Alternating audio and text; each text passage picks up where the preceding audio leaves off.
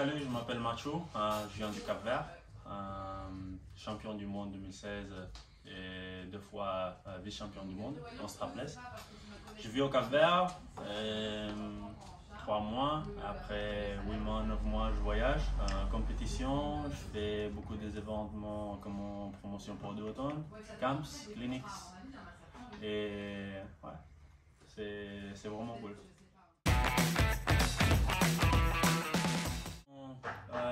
Je ride dans les vagues, mon matos préféré c'est la Neo SLS, facile. Je fais du strapless avec et je ride dans les vagues avec. Ma taille de voile préférée c'est 8 quand on parle de vagues, principalement offshore, tout ça. Et je ride la click bar, la medium, pratiquement jamais la small. Après, ouais, je fais des changements, des fois des lignes, tout ça, et ça marche. Et ma board préférée, c'est la whip, D-Lap 5.1. Et quand je fais des freestyle, il y a le vent fort, j'ai envie de faire des loops, trucs comme ça, et je préfère le 4.11 de SLS, whip. Et ça donne plus de grip, c'est plus léger, c'est plus petit, ça bouge plus facile. J'aime beaucoup la WEM SLS et même la D-Lap aussi. Cette année spécifiquement c'est ma préférée. Le shape un peu plus surf, tu vois, il y a un peu plus d'épaisseur dans mes yeux et ça donne un truc différent, un feeling différent pour moi dans les vagues, en train de faire rail to rail, aller en haut, retourner, quand il faut faire des tubes, des rollers, des airs, c'est vraiment comme on surf. Donc j'adore, et en fait je ride avec la 5.7, c'est ma taille préférée. Et quand c'est conditions grandes, j'utilise cette board, et parfait, c'est un peu spécifique. Après si je dois faire un voyage, je dois prendre une board, je dois prendre une voile, ou peut-être deux voiles, je fais 8 SLS Neo, et la board je fais la 8. Avec la whip, je peux surfer partout, je peux faire freestyle, je peux faire tout ce que je veux.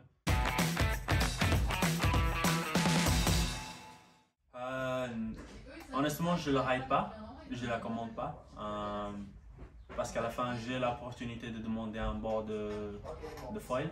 Donc, je prends un whip normal pour faire des trucs comme j'aime bien. Après, si je veux faire du foil, je prends un board seulement pour le foil, spécifiquement seulement pour le foil. Mais dans le shooting, on l'utilise souvent. Il faut le montrer, il faut le faire voir que ça marche. En fait, ça marche. C'est juste un petit peu plus lourd. Et c'est un board comme on la whip, seulement c'est un petit peu plus lourd. Et tu peux faire marcher. En fait, j'ai beaucoup de voyages. J'ai passé cet hiver au Cap-Vert, je fais même pas beaucoup de temps, je fais 2 mois et demi. Après, je suis allé en Égypte, je fais des camps. J'ai beaucoup de shooting, j'étais en Grèce. Je vais y aller dans le shooting de Neo pour le moment, c'est ce que je sais. C'est beaucoup de shooting pendant 9 mois et 10 mois sans s'arrêter.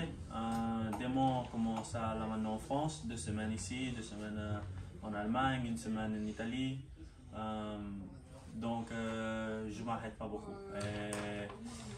Après oui, entraîner c'est un petit peu plus difficile. Tu es en train de bouger tout le temps, des fois tu trouves pas de vent et tu fais des trucs beaucoup de fois pour le sponsor mais pas exactement pour toi. Mais compétition, c'est pas mon objectif d'être première.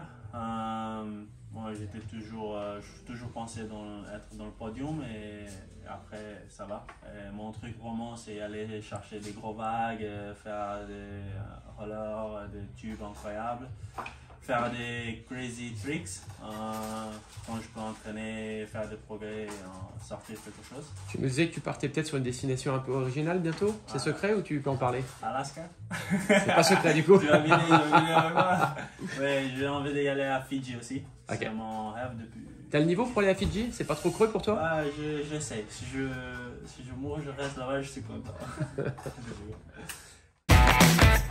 J'aime bien, mais je suis sûr que j'aime plus le kite, dans les vagues, sauter, trucs comme ça. Et Au début, j'étais complètement dedans, mais j'avais pas l'accès au matériel. J'ai passé beaucoup de temps sans le matériel. Après, ouais, je vois beaucoup de gens qui le font, j'aime bien voir, mais je fais seulement pour déconnecter un petit peu de le kite, pour changer. Et des fois, quand je trouve des amis, j'essaie un petit peu, je peux sauter, je surfe les vagues, j'aime bien. Mais après, quand je voyage, j'ai 2 ball bags, des fois je voyage avec 90 kilos de matos. Donc, moi, à la fin, je suis un mec, quand par exemple je vais au Cap-Vert, j'amène tout et je passe pas du temps à la maison. Je suis tout le temps dans l'eau. Donc, je fais du kite, je fais du surf, je fais surf foil. J'aime vraiment bien le surf foil, en fait. Et je fais spearfishing, je vais pêcher aussi. J'aime bien beach volley. Donc, le soir, c'est pour dormir et c'est le seul moment que je suis à la maison. Donc, ouais, retourner en arrière, le wing, je fais de temps en temps.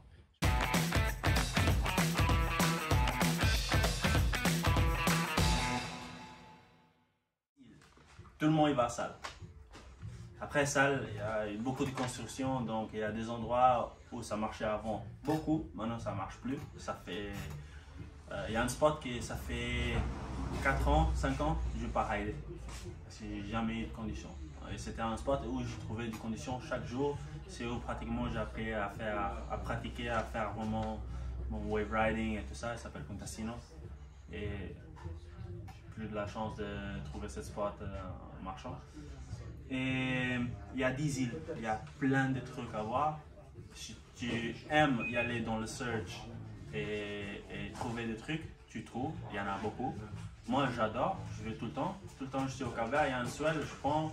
En fait cette année j'ai pris même un bateau de pêcheur, il fait quoi, 10 mètres, même pas. Je fais dans une autre île. C'est quoi les autres îles? Les autres îles, c'est donc en face. Ouais, ça, mais il y a quoi d'autre? À Boa Vista, juste en face. Et après, parce que là il y a des bateaux, il y a des avions. Les autres qui sont bien desservis de salles? Ils sont tous connectés. Il y a les Saint-Vicent, il y a Saint-Nicolas. Ça marche aussi, ouais. Ouais, ça marche. Et il faut savoir où y aller, c'est ça. Et après, moi, qu'est-ce que je fais? Je regarde beaucoup Google Earth, Google Maps, Windy, la direction, le vent, la bancade de sable, les courants. C'est beaucoup de facteurs pour vraiment amener de bonnes conditions.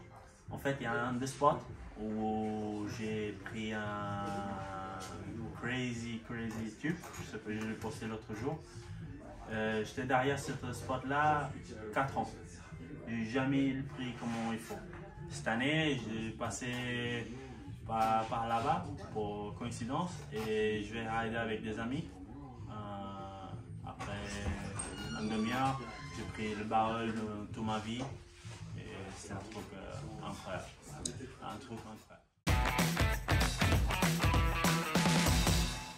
Voilà, là c'était Macho Lopez, Nature Kite, on se voit dans l'eau. Yeah.